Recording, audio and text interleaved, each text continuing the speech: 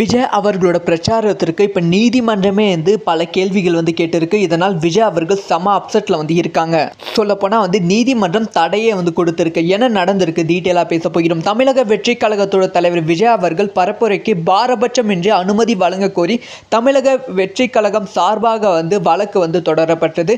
நிறைவேற்ற முடியாத நிபந்தனைகளை பிற கட்சிகளுக்கு இல்லாத விதிகளை காவல்துறை எங்களுக்கு விதிக்கிறது அப்படின்னு சொல்லி டிவிகே சார்பில் வாதம் ஏற்கப்பட்டது.